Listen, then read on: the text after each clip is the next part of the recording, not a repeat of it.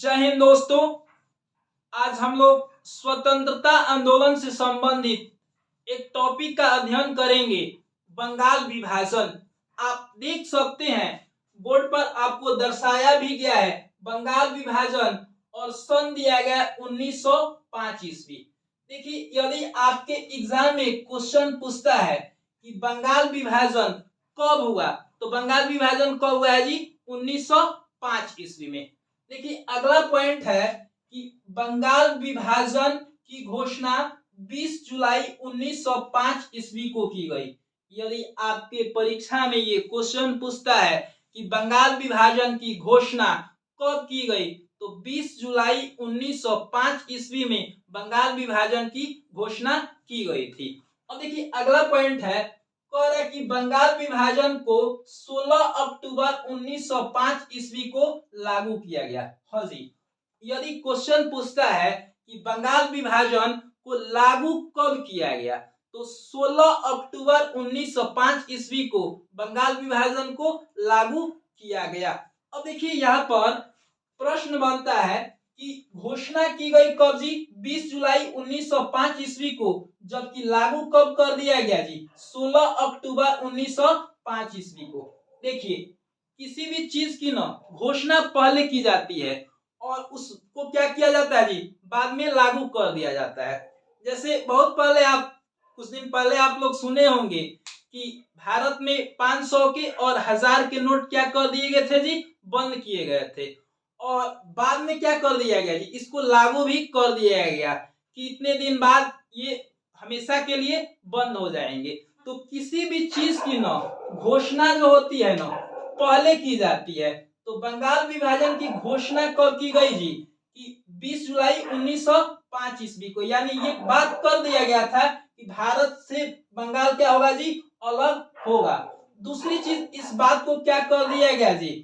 16 अक्टूबर 1905 ईस्वी को लागू कर दिया गया। अब देखिए, अगला पॉइंट हमारा बन रहा है, कह रहा है कि बंगाल विभाजन का मुख्य उद्देश्य था राष्ट्रीयता की भावना को कम करना। देखिए, अंग्रेज जो थे, हमेशा हम लोगों पर फूट डालो और राज करो की नीति अपनाकर हम लोग को गुलाम बनाए और हम लोग पे क्या किए जी? राज किए। यही एक सोच इन लोग का था बंगाल विभाजन।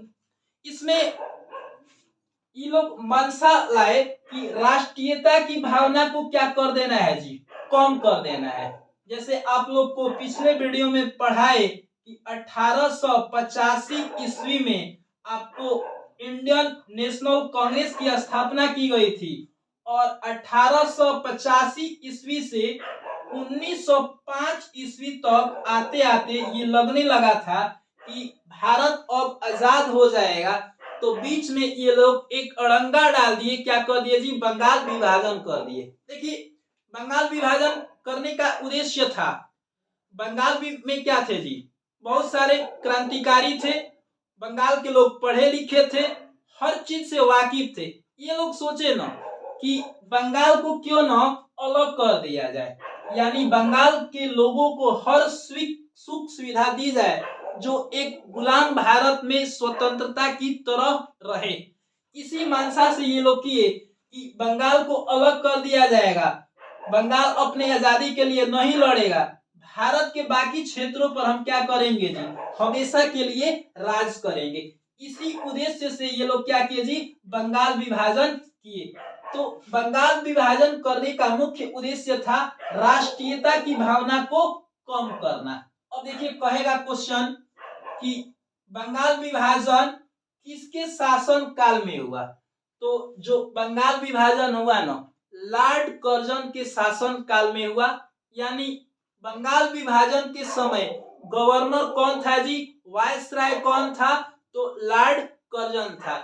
तो बंगाल विभाजन लॉर्ड कर्जन के शासन काल में हुआ था। अब देखिए, अगला पॉइंट है, 16 अक्टूबर को शोक दिवस के रूप में मनाया गया। देखिए, 16 अक्टूबर को ना फाइनली क्या कर दिया गया जी? बंगाल विभाजन कर दिया गया। इससे पूरे बंगाल में लोग ने क्या किया जी? शोक जाहिर किया। पूरे बंगाल में उस दिन खाना नहीं बना और शोक दिवस के रूप में सारे लोग मनाए। देखिए अगला जो पॉइंट है ना हमारा ये है कि बंगाल विभाजन के समय अमार सोनार बंगला नामक गीत गाया गया। देखिए जब बंगाल विभाजन हुआ ना तो उस समय एक प्रसिद्ध गीत गाया गया अमार सोनार बंगला, जिसका जो शाब्दिक अर्थ होता है ना मेरा सोने का बंगला, मतलब मेरे सोने का बंगला। और इस गीत को गाया कौन था जी? रविंद्रनाथ टैगोर। देखिए यदि आपके परीक्षा में क्वेश्चन पूछा जाता है कि अमार सोनार बंगला गीत के लेखक कौन है, तो गीत के लेखक कौन है जी? रविंद्रनाथ टैगोर हैं। और ये भी पूछ सकता है कि अमार सोनार बंगला का शाब्दिक अर्थ क्या है, तो मेरा सोने का बंगला। अब बाद में ना ये अमार सोनार जो बंगला है बाद में चलकर ना क्या हुआ जी? बांग्लादेश का राष्ट्रीय गान बन गया। लेकिन बंगाल विभाजन के समय ये प्रसिद्ध गीत गाया गया था अमार सोनार बंगला, और इस गीत के लेखक कौन थे जी? रविंद्रनाथ टैगोर। देखिए अगला पॉइंट हमारा है कह रहा कि बंगाल विभाजन के समय वंदे मातरम नामक गीत गाया गया। देखिए बंगाल विभाजन के समय क्या किया गया जी? वंदे मातरम नामक गीत को गाया गया। देखिए बंगाल विभाजन के समय ना वंदे मातरम नामक गीत गाया गया, और इस गीत के जो लेखक है ना बंकिम चंद्र चटर्जी हैं। देखिए अगला पॉइंट हमारा यही है कि वंदे मातरम गीत के लेखक कौन है, तो वंदे मातरम गीत के लेखक कौन है जी? ये हो जाएगा बंकिम चंद्र चटर्जी हैं। अगला हमारा पॉइंट है कह रहा है कि वंदे मातरम गीत को आनंद मठ उपन्यास से लिया गया है या संकलित किया गया है। देखिए जो वंदे मातरम गीत है ना वो आनंद मठ उपन्यास से लिया गया। कई बार एग्जाम में पूछा गया है कि वंदे मातरम गीत किस उपन्यास से लिया गया है, तो किस उपन्यास से लिया गया है जी?